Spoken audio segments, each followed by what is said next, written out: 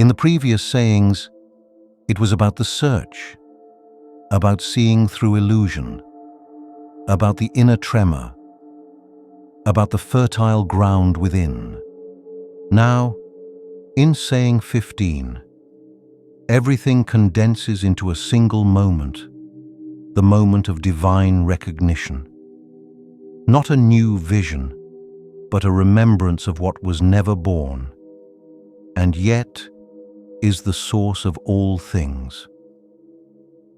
Whoever sees the one who was not born of a woman, fall down on your face and pay homage to him. That one is your Father. A saying that breaks everything we thought we knew. For everything that is born will fade, and yet here we hear of something that stands beyond beginning and end. The unborn, the origin itself. In this video on saying 15 of the Gospel of Thomas, we enter the mystery of the unborn and the moment in which the human being awakens to the knowledge of God. Everything that enters this world carries a date, a beginning, and therefore an end. The trees in the forest, the bodies we inhabit, even the stars above, all move within the current of becoming and passing away. The Gnostics saw in this the mark of the visible world. To be born means to be bound to time, and time means transience. In the writings of Hermes Trismegistos it is said, "All that comes into being is perishable, and nothing that is born can remain. Yet behind all passing lies a trace, a silent ground that does not belong to time, like an invisible melody that carries every becoming, and yet does not fade itself." The German mystic Meister Eckhart expressed it this way: "In the soul, there is something uncreated and uncreatable. It is exalted above all things. This unborn in man is not God himself, but the divine spark that God has placed within him, a sign of his origin, a remembrance of the Creator. When man encounters this spark, he does not see himself as God, but perceives the working of God within him, the one who is before all beginning, and whose light is hidden in all things." Meister Eckhart said it beautifully: "The eye with which I see God is the same eye with which God sees me." If everything that is born must fade, then the word unborn points to a reality that does not stand within becoming. The unborn is God himself, the Creator, who carries no date, no origin, no end. The Gnostic writings call him the unbegotten Spirit, the source of all light, whom no eye can fully behold. Hermes Trismegistus writes in the Corpus Hermeticum, "God is eternal because he was not made. What becomes is imperfect. Only what is remains perfect." This is the language of initiation. Everything visible bears the mark of time. Everything finite points back to the one who knows no beginning. And yet, he remains hidden. No image can contain him. No form portray him. For that which has no origin cannot be confined by the categories of the world. Thus speak the mystics of all ages, not as proof, but as remembrance, not as possession, but as awe before the one who has called all things into being, and himself remains unborn. When the Gnostics spoke of the unborn, they did not mean only God in a distant heaven. They also spoke of a trace of this origin hidden within the human being himself. Not a possession, not a right of one's own, but a gift of the Creator, a spark of His light, implanted within the soul. Rumi said, "The light you seek is your own light, not because you have made it, but because it was given to you as remembrance, as a call home." Augustine confessed, "Our heart is restless until it rests in you." This heart longs because it knows the origin, though it can never fully possess Him. The Gnostics called this spark the seed of the Spirit. It is like a hidden fire that never goes out, even when covered by dust. When you become still, you can feel it, not as your own work, but as the working of God within you.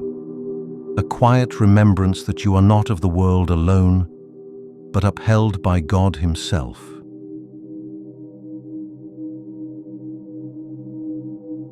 Fall down on your face and pay homage to Him. So the saying goes. But what does it mean to fall down? Is it an outer act of worship, a ritual of submission, or something deeper, an inner movement of the soul? To fall down means to let go of resistance, to lay aside the arrogance of wanting to control, to possess, to command. It is the opposite of pride, an opening that whispers, "I am the servant, and you are the eternal." The danger is great to fall before the false, before power, before fame, before the image of oneself. Yet all of this passes away. The saying therefore directs the gaze toward the true act of falling down, toward the recognition of the source, not as compulsion, but as liberation. The French mathematician Blaise Pascal wrote, "The heart has reasons which reason does not know." To fall down is to let the heart rest in the one who created it. Thus, falling down is no escape, but a listening to those reasons that lie deeper than thought, a surrender carried by the heart. There is a moment when everything falls silent. The search, the doubt, the trembling, all that has driven you becomes still, not because you stop asking, but because you recognize within yourself something that lies beyond the question. The Gnostics called it the spark. John of the Cross spoke of the gentle radiance hidden in the deepest part of the soul. Rumi called it the light that never fades. This moment is not possession, not triumph. It is remembrance. You remember the one who created you. That is why the saying declares, "When you see the one who was not born of a woman." It speaks of the instant when the unborn itself touches your heart. That is the fulfillment, the 9 in the circle of numbers. 3, the origin. 6, the path, the struggle, the work. 9, the harvest, the homecoming, the knowing. Hermes Trismegistus writes, "Truly, the spirit of the One is undivided. It fills all things, and it calls the soul to itself, that it may know from where it came." Thus, the knowledge of God becomes the key. not as a new theory, but as a moment in which the light of God shines forth within you. It is not your own essence that is divine, but the trace of the Creator that shines within you. You recognize the working of God within you. The one who is before all beginning draws you back into His light. And suddenly, you understand why the saying speaks of falling down. Because man, in humility and surrender, opens his heart and realizes that all being comes from God.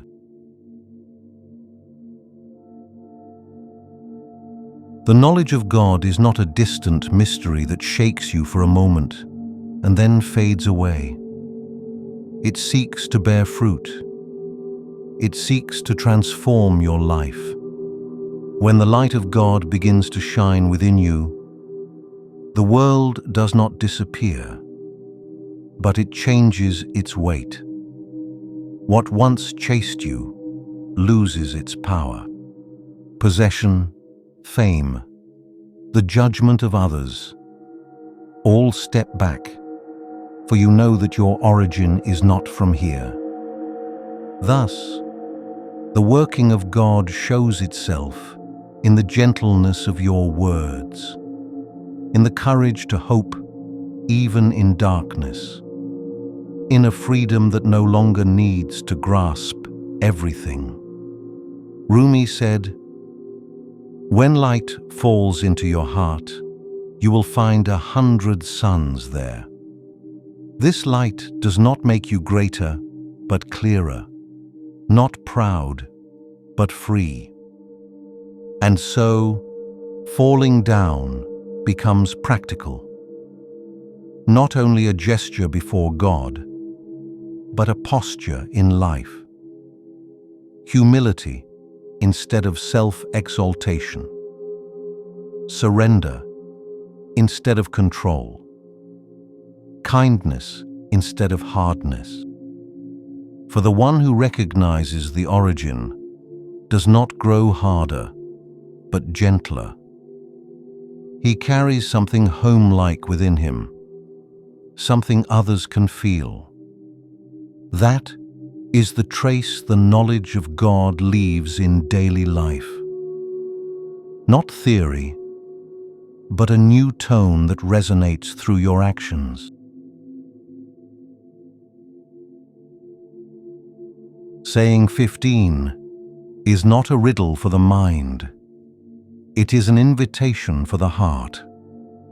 When you see the one who was not born of a woman, it does not speak of a stranger, but of the origin itself, God, the Unborn One, who carries all things. To fall down then means to acknowledge that you are the servant, and He is your Lord, that you do not carry yourself, but are carried by Him. The knowledge of God is no coronation, but a remembrance, a homecoming to the one who has always seen you. Perhaps it begins quietly. A spark, a breath, a moment in which the light of God appears within you. And when you recognize it, only 3 things remain: wonder, humility, and the silent return to the origin.